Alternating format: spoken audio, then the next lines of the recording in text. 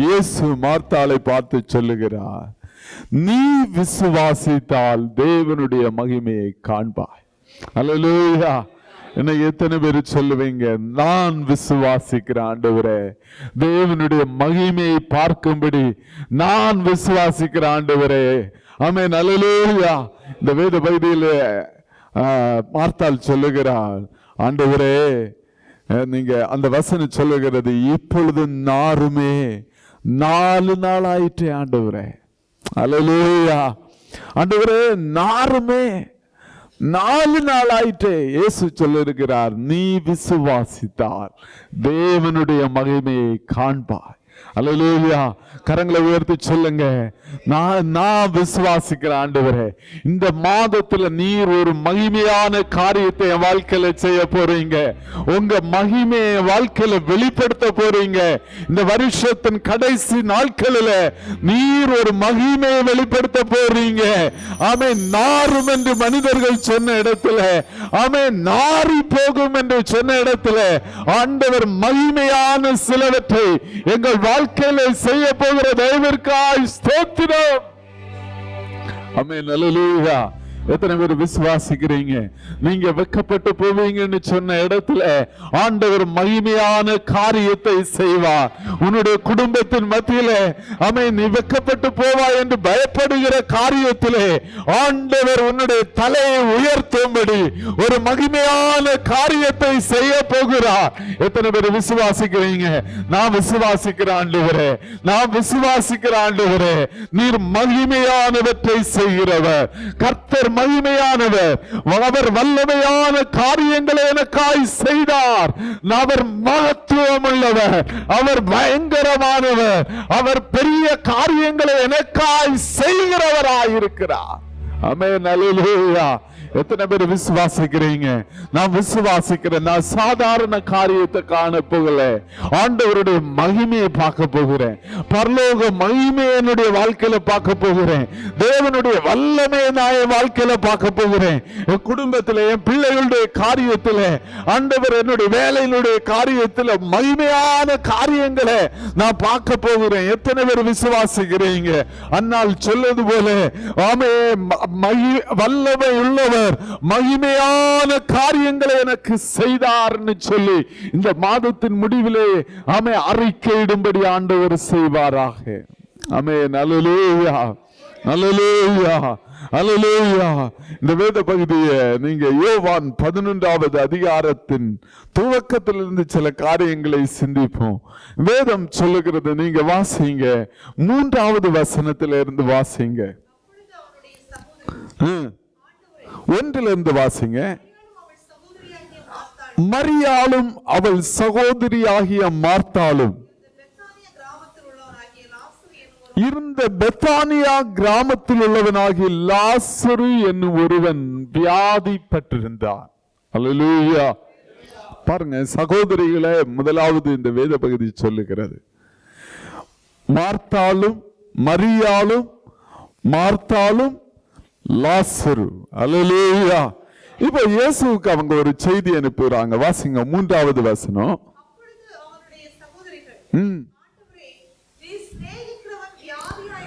நீர் சிநேகிக்கிறவன் வியாதியாயிருக்கிறார். அல்லேலூயா. நிறைய வேளையில நம்ம நினைப்போம், ஆண்டவர் நேசிச்சா நமக்கு வியாதியே இருக்காது, பிரச்சனையே இருக்காது. நமக்கு ஒரு பிரச்சனை வந்த உடனே நம்ம நினைப்போம், ஐயோ, நான் ஆண்டவர் எனக்கு என்ன பிடிக்கல போல அப்படின்னு நினைப்போம். இல்லை, சில வேளைகள்ல வியாதிகள் ஆண்டவரை நேசிக்கிற பிள்ளைகளுக்கும் வரும்.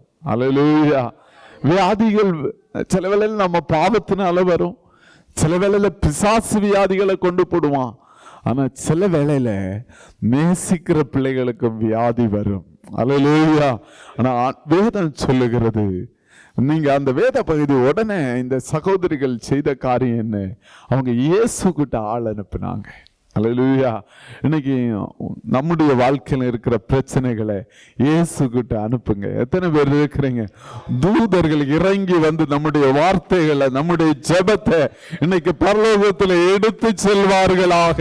எத்தனை பேர் விசுவாசிக்கிறீங்க? தூதர்கள் இன்றைக்கு ஏறுவார்களாக, உங்க விண்ணப்பங்களை எடுத்துக்கொண்டு செல்லுவார்களாக. அல்லேலூயா. அந்த வேத பகுதி சொல்றத பாருங்களேன். அவங்க சொல்றாங்க, ஆண்டவரே நீர் சிநேகிக்கிறவன் வியாதியா இருக்கிறான். அல்லேலூயா. எனக்கு அந்த வேத பகுதி ரொம்ப பிடித்தது. லாசருவை பத்தி அவங்க சகோதரிகள் சொல்றாங்க, நீர் சிநேகிக்கிறவன். அல்லேலூயா. அவங்க வீட்டுல ஒரு பிரச்சனை வந்த உடனே அவங்க ஃபர்ஸ்ட் செய்த காரியம் என்ன தெரியுமா? இயேசுக்கு தெரியப்படுத்துறாங்க. அல்லேலூயா. ஆமென். இயேசு அவங்க வீட்டுல ஒரு அங்கமா இருந்தார். எத்தனை பேர் இருக்கிறீங்க? ஒரு தகப்பனை போல, ஒரு தாயை போல, ஒரு நண்பனை போல இயேசு அவங்க வாழ்க்கையின் பிரச்சனையில ஒரு பகுதியாக இருந்தார். அல்லேலூயா. எத்தனை பேர் இருக்கிறீங்க? இன்னைக்கு சொல்லுங்க, இயேசு எங்க வீட்டின் ஒரு அங்கமாய் மாறுவாராக, எங்கள் நேசமாய் மாறுவாராக, எங்கள் சிநேகிதராய் மாறுவாராக, எங்கள் வீட்டின் பங்காய் எங்கள் இயேசு இருப்பாராக. அல்லேலூயா. அல்லேலூயா. அல்லேலூயா. இந்த வீட்டுக்கு இருக்கிற நெருக்கத்தை பாருங்க. அந்த காலகட்டத்துல யார் எங்க இருப்பாங்கன்னு எல்லாம் தெரியாது. இயேசுவை நீங்க அதுக்கு முந்தின பகுதியில யூதர்கள் இயேசுவை கொலை செய்யணும், கல்லறியணும் அப்படின்னு சொல்லி அவங்க இயேசுவை துரத்துறாங்க. இயேசு, நீங்க அந்த பகுதியை வாசிச்சு பாருங்க. 10வது அதிகாரம் 39வது வசனம். அவர்கள் மறுபடியும் அவரை பிடிக்க தேடினார்கள். அவரோ அவர்கள் கைக்கு தப்பி யோர்தானுக்கு அக்கறையிலே யோவான் ஞானஸ்தானம் கொடுத்து கொண்டிருந்த இடத்துல போய் தங்கி இருந்தார். அல்லேலூயா. ஆனா இவங்க ஆள் அனுப்புறாங்க. அவங்களுக்கு தெரியாது. அந்த காலகட்டத்தில் ஒரு கம்யூனிகேஷன் இல்லாத காலகட்டம். ஆனா இந்த சகோதரிகளுக்கு தெரிந்திருந்த இது இயேசு யோர்தான் நதிக்கரையில் இருக்கிறார். அல்லேலூயா. அல்லேலூயா. அந்த அளவுக்கு அந்த குடும்பம் இயேசுவோட ஐக்கியமா இருந்தது. நீங்க யோசிச்சு பாருங்க. அவங்களுக்கு இயேசுனுடைய சூழ்நிலைகள் தெரியும், அவங்க சூழ்நிலைகளை இயேசு அறிந்திருந்தார். இன்னைக்கு சொல்லுங்க, ஆண்டவரே, நிறைய வேளையில் நம்ம நினைக்கிறோம் என்ன சூழ்நிலை இயேசு கிட்ட சொல்லணும்னு நினைக்கிறோம். ஆனா இயேசுவின் தம்முடைய பாரத்தை நம்மோடு பகிர்வாராக. அல்லேலூயா. அல்லேலூயா. எத்தனை பேர் இருக்கிறீங்க? இயேசுவினுடைய வேதனையை நம்மோடு பகிரத்தக்க ஒரு இருதயம் நமக்கு இருப்பதாக. அல்லேலூயா. உங்கள் ஜெப நேரத்தில் நீங்க முழங்கால் படி எடுக்கிற போது இயேசு தன்னுடைய வேதனையை நம்மோடு பகிர்ந்து கொள்வாராக. அல்லேலூயா. எத்தனை பேர் இருக்கிறீங்க? இந்த வீட்டுல இருந்த ஒரு பெரிய ஐக்கியம், இயேசு கிட்ட அவங்க ரொம்ப ஐக்கியமா இருந்தாங்க. இன்னைக்கு சபையாரை கரங்களை உயர்த்தி சொல்லுங்க, இயேசு ஏதோ ஒரு தூரமானவராய் அல்ல, எங்க வீட்டின் ஒரு அங்கமாய் மாறுவாராக, எங்க குடும்பத்தின் ஒரு அங்கமாய் மாறுவாராக, எங்க வீட்டின் சிநேகிதராய் மாறுவாராக, எங்கள் வீட்டின் சந்தோஷமாய் மாறுவாராக, எங்கள் வீட்டின், எங்கள் சபையின் சந்தோஷமாய் இயேசு மாறுவாராக. அல்லேலூயா. அல்லேலூயா. இன்னைக்கு எத்தனை பேர் விசுவாசிக்கிறீங்க? ஆமென். அல்லேலூயா. இயேசு இருக்கிற இடம் அவங்களுக்கு தெரியும். அவரே யூதர்களுக்கு தப்பி போய் ஒளிஞ்சிருக்கிற இடம். இவங்க யூதாவில் தான் இருக்கிறாங்க. இந்த பெத்தானிய கிராமம் யூதாவில் தான் இருக்கிறது. ஆனா இயேசு எங்க இருக்கிறார் என்று அறிகிற அளவு ஒரு நெருக்கத்தை ஆண்டவர் இந்த குடும்பத்திற்கு கொடுத்திருந்தார். அல்லேலூயா. ஆமென். அல்லேலூயா. அல்லேலூயா.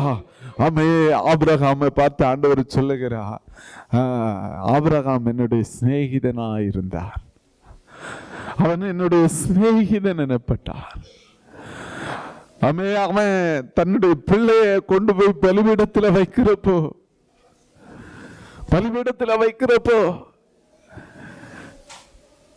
அவன் ஆண்டவர்கிட்ட இருந்து பெற்றுக் கொள்ளுகிறவனாய் மட்டுமல்ல, சிலவற்றை ஆண்டவருக்காய் பலிபீடத்தில் வைக்கிறவனாய் இருந்தார். அல்லேலூயா. ஆண்டவர் நம்மை பார்த்து சிநேகிதன் என்பாராக.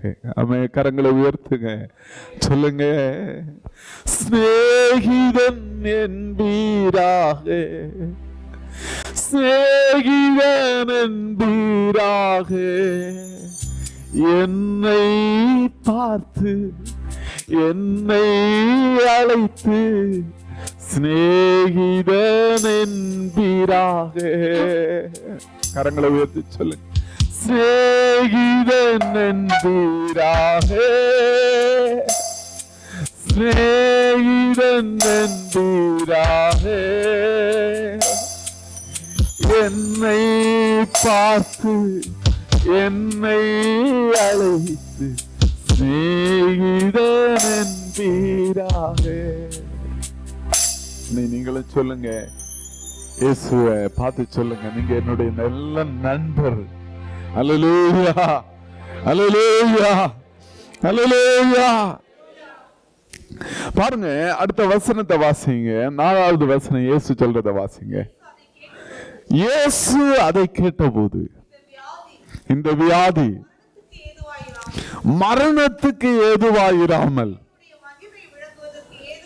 மகிமை விளங்குவதற்கு ஏதுவாயிருக்கிறது. சொல்லுங்க, இந்த வியாதி மரணத்துக்கு ஏதுவாயிராமல் மகிமை விளங்குவதற்கு ஏதுவாயிருக்கிறது. எத்தனை பேர் சொல்லுவீங்க, பிரச்சனைகளை பார்த்து? ஆமே, நம்முடைய ஆண்டவர் நம்முடைய பிரச்சனைகளை பார்த்து இன்றைக்கு சொல்லுகிறார், இந்த பிரச்சனை மரணத்துக்கு ஏதுவாயிராமல் மகிமைக்கு ஏதுவாயிருக்கிறது.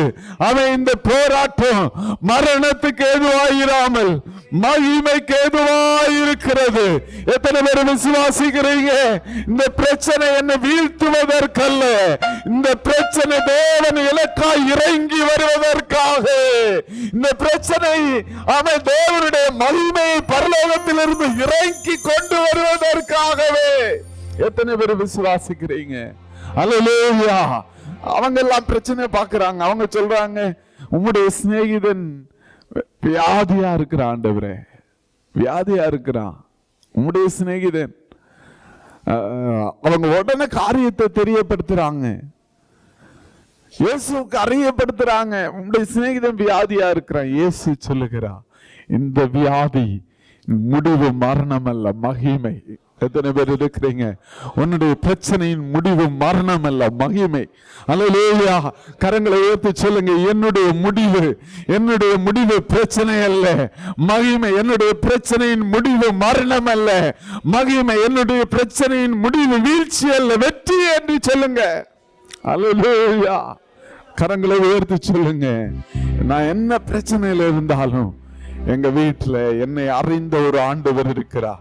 இன்னைக்கு சிலருக்காக ஆண்டவர் பரலோகத்திலிருந்து சொல்லுகிறார், உன் பிரச்சனையின் முடிவு ஆமென் மரணம் இல்ல, மகிமை.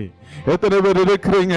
சிலவுல உன்னுடைய காதுக்கு கேட்காம இருக்கலாம் மார்த்தாவே, உன்னுடைய காதுக்கு மரியாதை, உன்னுடைய காதுக்கு கேட்காம இருக்கலாம்.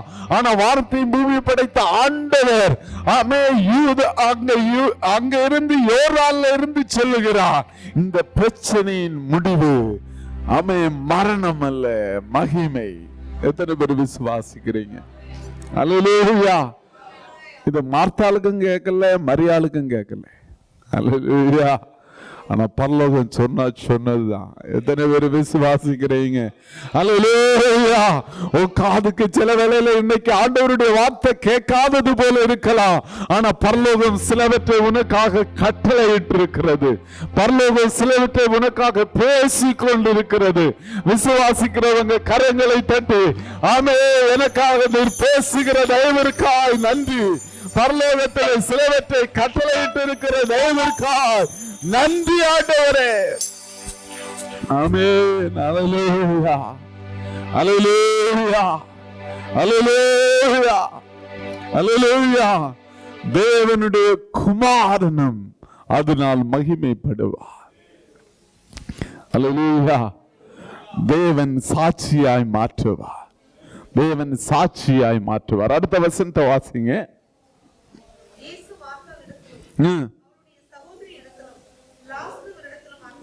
நல்லா கவனிங்க. நீர் சிநேகிக்கிறவன். இந்த வீட்டை பாருங்க, எல்லாருக்கிட்டையும் இயேசு அன்பா இருந்தார்.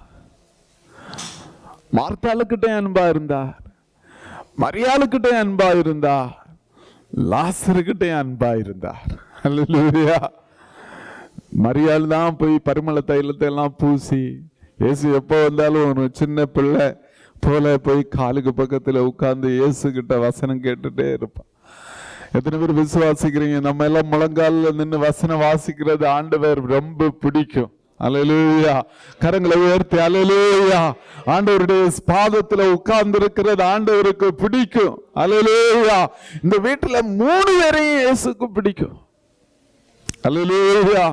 அப்படிதான் வேதம் சொல்லுகிறது. இயேசு மார்த்தாளிடத்திலும் அவளுடைய சகோதரியின் இடத்திலும் லாசருவின் இடத்திலும் அன்பா இருந்தார். இன்னைக்கும் சொல்லுவாராக. இன்னைக்கும் யோவான் இந்த குடும்பத்தை குறித்து சாட்சி சொல்லுகிறார். யோவான் இந்த சம்பவத்தை எழுதுறதுக்கு இடையில அவரே சாட்சி சொல்றாரு. இந்த 3 பேருக்கிட்ட இயேசு அன்பா இருந்தார். அல்லேலூயா. அந்த 3 பேருக்கும் 3 பேரையும் பற்றி கண்டிப்பா இயேசு போற இடத்துல எல்லாம் சாட்சி சொல்லி இருப்பார். அல்லேலூயா. சீசர்களுக்கு சொல்லி இருப்பார். எத்தனை பேர் இருக்கிறீங்க? நிறைய வேளையில பிரச்சனை வழியா போறப்போ சத்ரு உங்க காதல சொல்லுவான், இயேசுக்கு உங்களை பிடிக்கலன்னு சொல்லுவான். அது போய் இயேசு உங்க மேல அன்பா இருக்கிறார். சொல்லுங்க, இயேசு என் மேல அன்பா இருக்கிறார். என்னுடைய பிரச்சனை இயேசுனுடைய அன்பை முடிவு செய்வதில்லைன்னு சொல்றவங்க கரங்களை உயர்த்தி சொல்லுங்க. அல்லேலூயா. என்னுடைய சூழ்நிலை இயேசுனுடைய அன்பை கொஞ்சமும் குறைப்பதில்லைன்னு சொல்றவங்க கரங்களை உயர்த்தி சொல்லுங்க. மனிதர்கள், பிசாசு உங்களை குற்றம் சாட்டுகிற போது பரலோகம் இன்றைக்கு உங்களை குறித்து சொல்லுகிற ஒரு சாட்சி உண்டு. அவர் உங்கள் மேல் அன்பாய் இருக்கிறார். அல்லேலூயா. அல்லேலூயா. மார்த்தாளிடத்திலும் அவளுடைய சகோதரியின் இடத்திலும் லாசருவின் இடத்திலும் இயேசு அன்பா இருந்தார். அந்த வீட்டு மேல இயேசு அன்பா இருந்தார். இன்னைக்கு சொல்லுங்க, எங்க வீட்டு மேல அன்பா இருங்க ஆண்டவரே. அல்லேலூயா. நானும் என் வீட்டாருமோ வென்றால் கர்த்தரே சேவிப்போம். இயேசுவா சொன்னது போல எங்க வீட்டின் மேல அன்பா இருங்க ஆண்டவரே. நண்பர்கள் மற்றவங்க யாரும் எங்களை பார்க்காம இருக்கலாம், மற்றவங்க யாரும் நேசிக்காம இருக்கலாம், மற்றவங்க யாரும் விசாரிக்காம இருக்கலாம், ஆனா ஆண்டவர் எங்க மேல அன்பா இருப்பீராக. எத்தனை பேர் இருக்கிறீங்க? உலகம் முழுவதும் உங்களை வெறுத்தாலும், உலகம் முழுவதும் உங்களை தள்ளினாலும் ஆண்டவர் உங்க மேல அன்பா இருப்பார் என்றால் நீங்கள் பாக்கியவான்கள். எத்தனை பேர் இருக்கிறீங்க? நீங்கள் பாக்கியவான்கள். இந்த வீடு பெரிய பாக்கியம் பெற்றது. பெத்தானியாவில் ஒரு சின்ன கிராமத்தில் அப்பாவும் அம்மாவும் இல்லாத 3 பிள்ளைங்க இருந்தாங்க. வேதம் சொல்லுகிறது, பரலோக தேவன் அவர்கள் மேல் அன்பா இருந்தார். அல்லேலூயா. அவங்க நினைச்சிருக்கலாம், ஐயோ சின்ன வயசுல எங்களுக்கு அப்பா இல்லையே, எங்களுக்கு அம்மா இல்லைன்னு அவங்க நினைச்சிருக்கலாம். ஆனால் வேதம் சொல்லுகிறது, பரலோக தகப்பன் அவர்கள் மேல் அன்பா இருந்தார். அவங்கள பார்த்து ஆண்டவர் சொன்னார், நீங்க அனாதை இல்லை, நான் உங்க மேல அன்பா இருக்கிறேன். எத்தனை பேர் இருக்கிறீங்க? இன்னைக்கு நீங்கள் அனாதை இல்லை என்று கர்த்தருடைய ஆவியானவர் சொல்லுகிறார். ஆண்டவர் உங்க மேல அன்பா இருக்கிறார் என்று சொல்லுகிறார். எத்தனை பேர் விசுவாசிக்கிறீங்க? கரங்களை உயர்த்தி சொல்லுங்க. அல்லேலூயா. கரம் பிடித்து நடத்துவா, கண்மலை மேல் நிறுத்துவா, கரம் பிடித்து நடத்துவா, கண்மலை மேல் நிறுத்துவா. ஒரு தாய் பெற்றுவது பெற்றுவா, ஒரு தாய் பெற்றுவது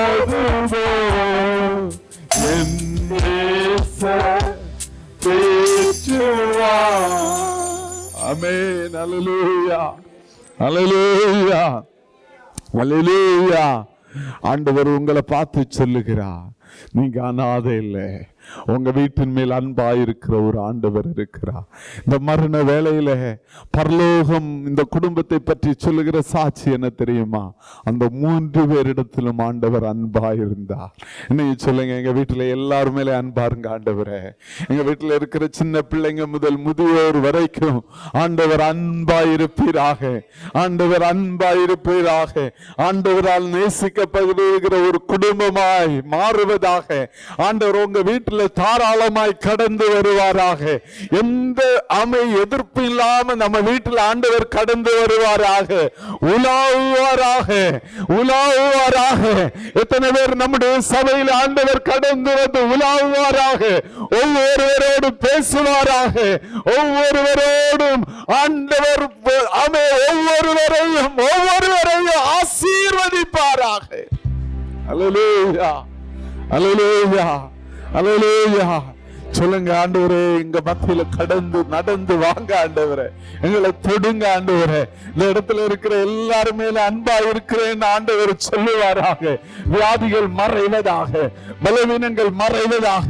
உங்க பிள்ளைங்க என்னென்ன பிரச்சனையோடு வந்திருக்கிறார்களோ அவங்க எல்லாருடைய பிரச்சனைகளும் இன்றைக்கு இயேசுவின் நாமத்தினாலே மறைவதாக. அல்லேலூயா, அல்லேலூயா, ஆமென், அல்லேலூயா, ஆமென். 6வது வசனத்தை வாசிங்க. அவன் வியாதியாய் இருக்கிறதாக அவர் கேள்விப்பட்ட போது பின்னும் 2 நாள் தங்கினார். அல்லேலூயா, அல்லேலூயா. ஐயோ, இயேசு கேள்விப்பட்ட உடனே ஓடோடி அல்லவா வந்திருக்கணும். அன்பு செய்கிற குடும்பத்திற்காக ஓடோடி அல்லவா வந்திருக்கணும். மார்பல அடித்துக் கொண்டு எவ்வளவு கஷ்டப்பட்டாவது குதிரையோ கழுதையோ பிடிச்சு வேகமா அல்லவா வந்திருக்கணும். ஆனால் வேதம் சொல்லுகிறது, நீங்க அந்த வசனம் என்ன சொல்லுகிறது என்றால், தாம் இருந்த இடத்திலே பின்னும் 2 நாள் தங்கினார். அல்லேலூயா, அல்லேலூயா, அல்லேலூயா. சில வேளையில் ஆண்டவர் தாமதப்படுவது அவருடைய மகிமை வெளிப்படுத்துவதற்காகவே. எத்தனை பேர் இருக்கிறீங்க? நம்ம சில வேளையில எமர்ஜென்சியா ஆண்டவர் ஒர்க் பண்ணணும்னு நம்ம விரும்பலாம். ஆனா அவருடைய மகிமை வெளிப்படுத்துவதற்கு சில வேளை ஆண்டவர் தாமதப்படலாம். அல்லேலூயா. எத்தனை பேர் இருக்கிறீங்க? அல்லேலூயா. சில மிகப்பெரிய அற்புதங்களை செய்வதற்காகவே, சில மிகப்பெரிய மகிமையை வெளிப்படுத்துவதற்காகவே, உங்கள் சிந்தைக்கு எட்டாத பெரிய காரியங்களை செய்வதற்காகவே ஆண்டவர் சில வேளையில தாமதப்படலாம். அல்லேலூயா, அல்லேலூயா. எத்தனை பேர் இருக்கிறீங்க? தாமதம் தவறில்லை. தாமதம் ஒருபோது அபத்தமாய் போவதில்லை. ஆண்டவருடைய அகராதியில தாமதம் என்பதே இல்லை.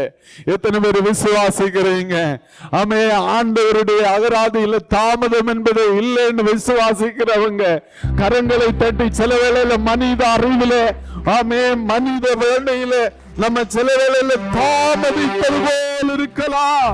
ஆனா ஆண்டவர் சொல்லுகிறார், கர்த்தருடைய ஆவியானவர் சொல்லுகிறார், ஆண்டவருடைய காரியத்தில், ஆண்டவருடைய கிரியையில ஆண்டவருடைய மகிமை வெளிப்படுகிற போது நமக்கு தெரியும். இயேசு கிளம்பி வந்திருந்தாருன்னா லாசர் மரித்து 2 நாள் தான் இருக்கும். அல்லேலூயா. யூதர்கள் எல்லாம் நம்பினாங்க, ஒரு சரீரம் அடக்கம் பண்ணப்பட்டதுக்கு அப்புறம் 3 நாள் வரைக்கும் அந்த ஆவி அந்த கல்லறையை சுத்திக்கிட்டே இருக்கும். அந்த ஆவி விரும்பிச்சுன்னா மறுபடியும் சரீரத்துல வந்து உயிரோட எழும்பிடும். அல்லேலூயா. ஆனா அதுவரைக்கு இருந்த கற்பனைகளை, அதுவரைக்கு இருந்த மனித அறிவுகளை முறியடித்து ஆண்டவருடைய மகிமை வெளிப்படும்படியாக ஆண்டவர் நாமே சில தாமதங்களை உங்கள் வாழ்க்கையில் செய்கிறதற்காக ஸ்தோத்திரம் செலுத்துங்கள். அல்லேலூயா. சில வேளையில அப்ப வந்திருந்தா 2 நாளைக்கு முன்னாடி வந்து இயேசு எழுப்பியிருந்தா அவங்க சொல்லுவாங்க, ஆமா அந்த ஆவி சுத்திட்டு இருந்துச்சு திரும்ப வந்துருச்சுன்னு சொல்லுவாங்க. இல்ல, நாற்றம் எடுத்த சில அனுபவங்களை ஆமை மாற்ற முடியும். நாற்றம் எடுத்த சரீரங்களையும் ஆமை புழுத்து போன சரீரங்களையும் ஆமை அழிந்து போன சரீரங்களை உருவாக்க இயேசு வல்லவர். அவருடைய மகிமைக்கு அசாத்தியமானது ஒன்றுமில்லை என்று வெளிப்படுத்தவே ஆண்டவர் தாமதம் செய்தார். எத்தனை பேர் இருக்கிறீங்க? ஆமென். அல்லேலூயா, அல்லேலூயா, அல்லேலூயா.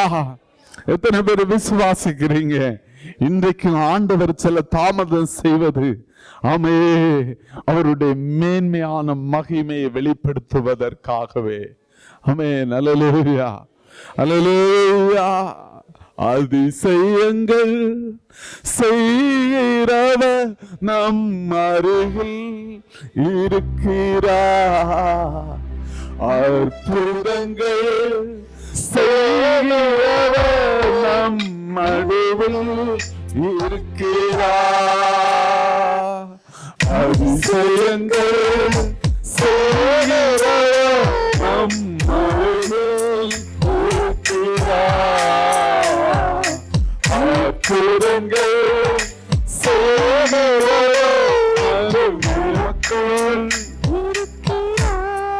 விசுவாசிக்கிறீங்க? ஒரு பிரசங்கத்தை கேட்கிறோம்னு நினைக்காதீங்க. இன்றைக்கு ஆண்டவர் நம்ம வாழ்க்கையில சிலவற்றை சில மகிமையான காரியங்களை செய்வாராக. அல்லேலூயா. கர்த்தர் மகிமையான காரியங்களை செய்தபடியினால நாங்கள் அவரில் மகிழ்ந்திருக்கிறோம் என்று சொல்லுவோமாக. அல்லேலூயா, அல்லேலூயா.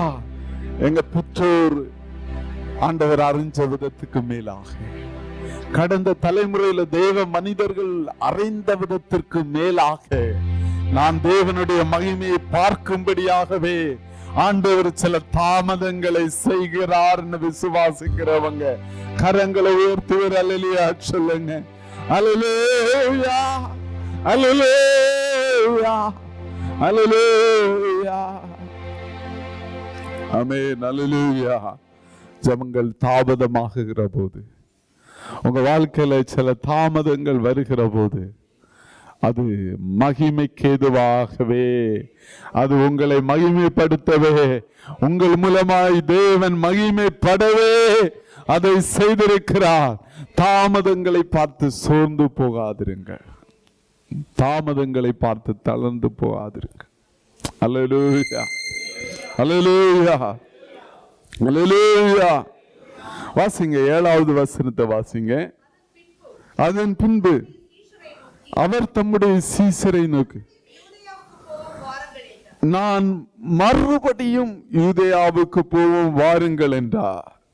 அல்லேலூயா.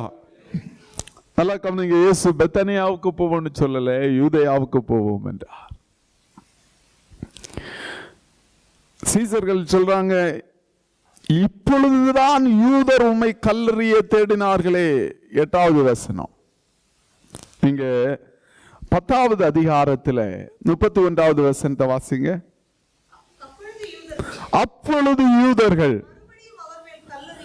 மறுபடியும் அவர் மேல் கல்லறியும்படி, அப்படின்னா அதுக்கு முன்னாடியும் கல்லறியும்படி முயற்சி பண்ணாங்க, மறுபடியும் அவரை கல்லறியும்படி முயற்சி செய்தார்கள்.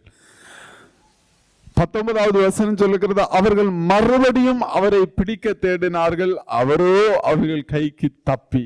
அல்லேலூயா. இப்ப பாருங்க, இந்த லாசருவை உயிர்ப்பிக்க வர்றதுல, லாசருவை விடுவிக்க வர்றதுல இயேசுக்கு ஒரு பெரிய சவால் இருக்கிறது. யூதர்கள் இவரை தான் கொலை செய்ய தேடி கொண்டிருக்கிறார்கள். அல்லேலூயா. எத்தனை பேர் இருக்கிறீங்க? அல்லேலூயா. இந்த இயேசுவை கொலை செய்யறதுக்கு தான் இவங்க தேடிட்டு இருக்கிறாங்க.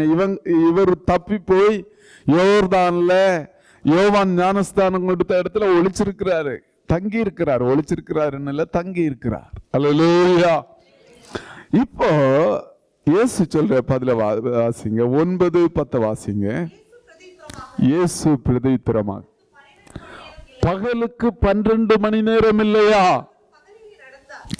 ஒருவன் பகலிலே நடந்தால் உலகத்தின் வெளிச்சத்தை காண்கிறபடியினால் இடரமாட்டான். சொல்லுங்க, இடரமாட்டான். அல்லேலூயா. பகலுக்கு 12 மணி நேரம் வெளிச்சமா இருக்கிறது அல்லவா அப்படின்னு இயேசு சொல்றாரு. அப்படின்னா சூரியன் 12 மணி நேரம். இன்னைக்கு கிளாக் இருக்கிறது நமக்கு டைம் பார்க்கறதுக்கு. அன்னைக்கு யூதர்களுக்கு கிளாக் கிடையாது. அவங்க கிளாக்கு என்ன சொன்னா, காலையில சூரியன் உதிக்கிறதுல இருந்து சூரியன் மறையிற வரைக்கும் பகல். அல்லேலூயா.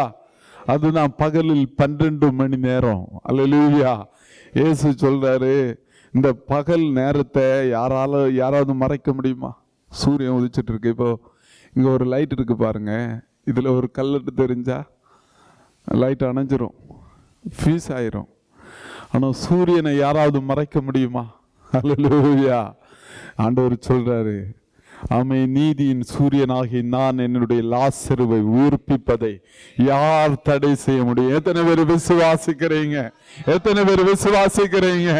ஆமே, யார் கல்லெடுத்தெறிஞ்சாலும், யார் என்ன பண்ணினாலும், ஆமே ஆமே, ஒளி தருவதிலே, ஜீவன் தருவதிலே குறைவில்லாத சூரியனா இயேசு என்று வெளிப்படுவாராக. எத்தனை பேர் விசுவாசிக்கிறீங்க? எத்தனை பேர் விசுவாசிக்கிறீங்க? முழு உலகத்தையும் ஆமே வெளிச்சத்தை தந்து ஜீவனை சூரியன் கொடுக்கும் என்றால், இந்த சூரியனை விட ஒரு பெரியவர் இருக்கிறார்.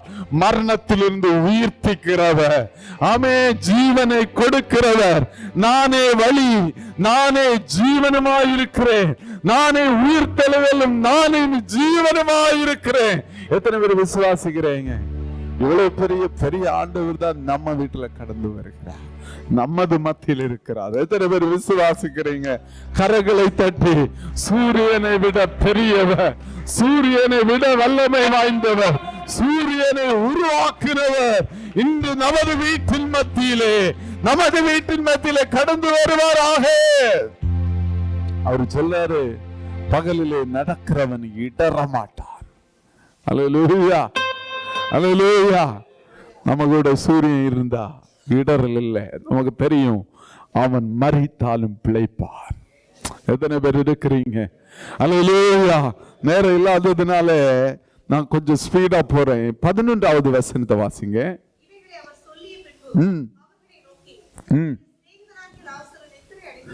நம்முடைய சிநேகிதனாகிய லாசரு நித்திரை அடைந்திருக்கிறான். இயேசு சீசர்களுக்கிட்ட சொல்றாரு, நித்திரை அடைந்திருக்கிறான். மரணத்தை பற்றி இயேசு சொல்ற வார்த்தையை பாருங்க, நித்திரை. அவன் நல்லா தூங்குறான்ப்பா. உடனே சீசர்கள் எல்லாம் சொல்றாங்க, பரவாயில்ல, வியாதிப்பட்டு ரொம்ப கஷ்டப்பட்டு இருந்திருப்பான், இப்ப தூங்குறான் அப்படின்னு சொன்னா கொஞ்சம் சரியா இருக்கும் போல. அல்லேலூயா, அல்லேலூயா, அல்லேலூயா. இயேசு ஏன் தெரியுமா நித்திரை அடைந்திருக்கிறார்? அவன் தூங்கிட்டு இருக்கான்னு சொல்றாரு. இயேசுக்கு தெரியும், தன்னை விசுவாசிக்கிற பிள்ளைகளை மரணம் ஒருபோதும் மேற்கொள்வதில்லை. எத்தனை பேர் விசுவாசிக்கிறீங்க? அவன் மரித்தாலும் பிழைப்பான். அல்லேலூயா. தேவ பிள்ளையே, நிறைய வேளையில நம்ம நிறைய காரியத்துக்காக இயேசுவை தேடுவோம். இந்த இடத்துலயும் நீங்க எல்லா வாரமும் ஆராதனைக்கு வரலாம்.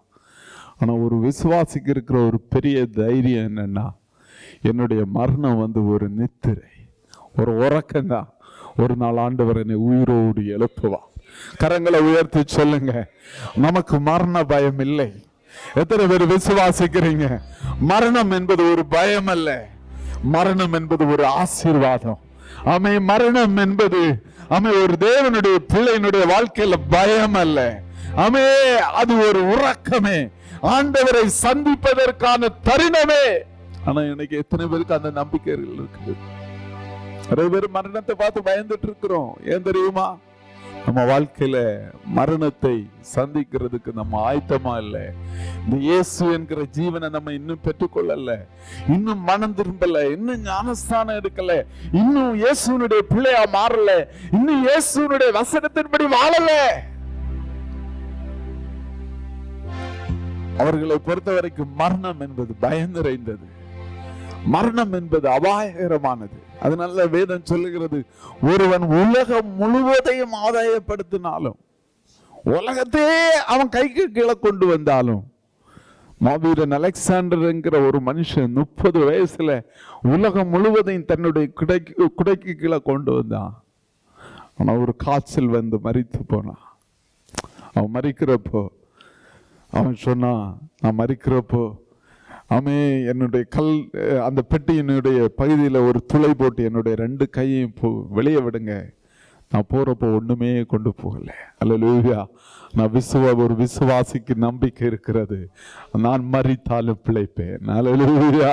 கரங்களை உயர்த்தி சொல்லுங்க, நானே உயிர்த்தெழுதலின் ஜீவனுமாயிருக்கிறேன். இயேசு லாசருடைய சம்பவத்தில் ஒரு காரியத்தை கற்றுக் கொடுக்க விரும்புகிறார். ஆமை, மறைத்து 4 நாளான சரீரமும் உயிர்த்தெழுவ வல்லமை உள்ள ஒரு ஆண்டவர் நமது மத்தியிலே இருக்கிறார். அவன் மரித்து அடக்கம் பண்ணப்பட்டு செதிலரித்தால் ஆண்டவருடைய வருகையில அவர் நம்ம எல்லாரை உயிரோடு எழுப்புவார். அவர் ஜீவன் உள்ள தேவனாயிருக்கிறார். அவர் உயிர் தெழுப்புகிற தேவனாயிருக்கிறார். அதனாலதான் வேதம் சொல்லுகிறது, அவர் சொல்றார், நானே ஜீவனும் உயிர் தெழுதலும் ஆயிருக்கிறேன். என்னுடைய மாம்சத்தை புசித்து என்னுடைய பானத்தை இரத்தத்தை பானம் பண்ணுகிறவன் மரித்தாலும் பிழைப்பான். அல்லேலூயா. எத்தனை பேர் இருக்கிறீங்க? கரங்களை உயர்த்தி.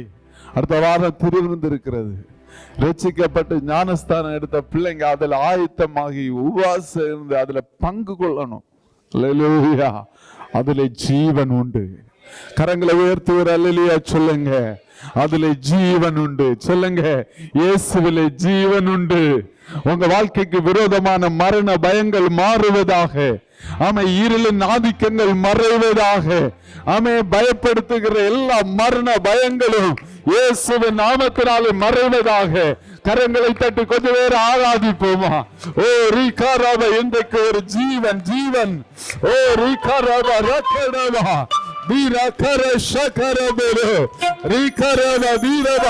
எல்லா மரண பயங்கள் மறைவதாக. ஓ உயிர் தெழுதலும் ஜீவனமாய் இருக்கிறவர் ஓ இயேசு இந்த இடத்துல வந்திருக்கிறார். எத்தனை பேர் விசுவாசிக்கிறீங்க? எல்லா பயத்தின் ஆவிகள், எல்லா மரண பயத்தின் ஆவிகள், எல்லா வியாதியின் ஆவிகள், ஓ ரீகரவா, கர்த்தரே உனக்கு தீர்க்காயுசை தருவாராக. கர்த்தரே உனக்கு தீர்க்காயுசை தருவாராக. அமே, எத்தனை பேர் விசுவாசிக்கிறீங்க? கரங்களை உயர்த்தி அல்லேலூயா அல்லேலூயா. அமே, எல்லாரும் எழும்பி நிற்போமா? நீ விசுவாசித்தால் தேவனுடைய மகிமையை காண்ப. இந்த மாதம் ஆண்டவர் மகிமையாய் வெளிப்பட போகிற மாதம். இதுவரைக்கும் யூதர்கள் கேள்விப்படாத ஒரு காரியம். உயிர்த்தெழுதலும் ஜீவனுமான ஆண்டவர் வெளிப்பட போகிறார். மரித்த கல்லறையில் வைக்கப்பட்டு நாற்றம் எடுக்கும் என்று சொன்னவற்றை ஆண்டவர் வெளியே கொண்டு வந்து சாட்சியாய் நிறுத்த போகிறார். எத்தனை பேர் விசுவாசிக்கிறீங்க? கரங்களை தட்டி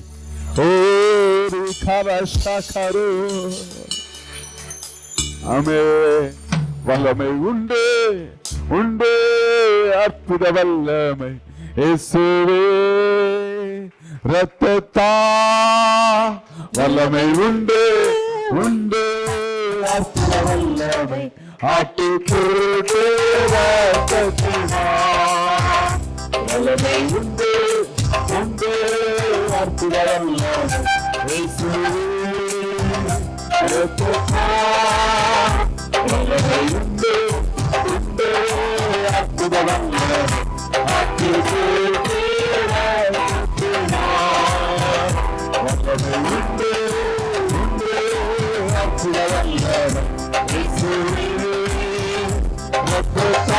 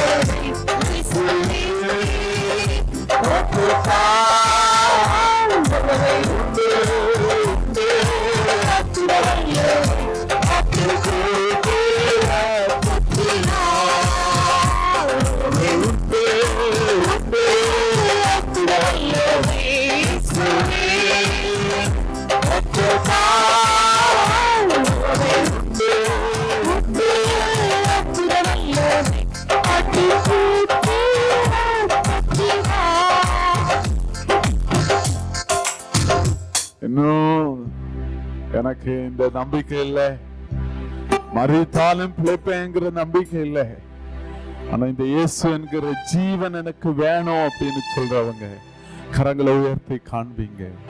கரங்களை உயர்த்தி காண்பீங்க. எனக்கு இந்த ஜீவன் வேணும் ஆண்டவரே, எனக்கு இந்த உயிர்த்தெழுதல் நம்பிக்கை வேணும் ஆண்டவரே அப்படின்னு சொல்றவங்க கரங்களை உயர்த்தி, நீ விசுவாசித்தால் தேவனுடைய மகிமையை காண்பா. நீ விசுவாசித்தால் ஒரு ஜீவன் உனக்குள்ள வர்றதை பார்ப்ப. நீ விசுவாசித்தால் சிலவற்றை உயிரோடு எழுப்ப பண்ணுகிறத நீ பார்ப்ப. உன் கண்ணு காணும், இந்த மாதத்துல காணும். டிசம்பர் மாதம் மகிமையின் மாதமாய் கர்த்தர் மாற்றுகிற தயவிற்காய் நன்றி. பிள்ளைங்களை ஆசீர்வதிங்க, ஆசீர்வதிங்க. உங்க குடும்பங்களை ஆசீர்வதிங்க. இவர்களை பலப்படுத்துங்க. பெரிய காரியங்களை செய்யுங்க. ஆசீர்வதியும் கூட இரும். நசரேயனாகிய இயேசு கிறிஸ்துவின் நாமத்தில் ஜெபிக்கிறேன் ஜெபங்களின் ஜீவனுள்ள நல்ல பிதாவே, ஆமென், ஆமென். என் ஆத்துமாவே கர்த்தரை ஸ்தோத்திரி, என் முழுவதுமே அவருடைய பரிசுத்த நாமத்தை ஸ்தோத்திரி. என் ஆத்துமாவே கர்த்தரை ஸ்தோத்திரி. கர்த்தர் செய்த சகல உபகாரங்களை மறவாதே. ஆமே. பிதாவாகிய தேவனுடைய அன்பும் கர்த்தராகிய இயேசு கிறிஸ்துவின் கிருபையும் பரிசுத்த ஆவியானவருடைய அந்யோன்ய ஐக்கியமும் உங்கள் அனைவரோடு சதா காலங்களிலும் இருப்பதாக. ஆமென். அல்லேலூயா, அல்லேலூயா, அல்லேலூயா. கர்த்தர் உங்களை ஆசீர்வதிப்பாராக. சமாதானத்தோடு போய் வாருங்கள். God bless you.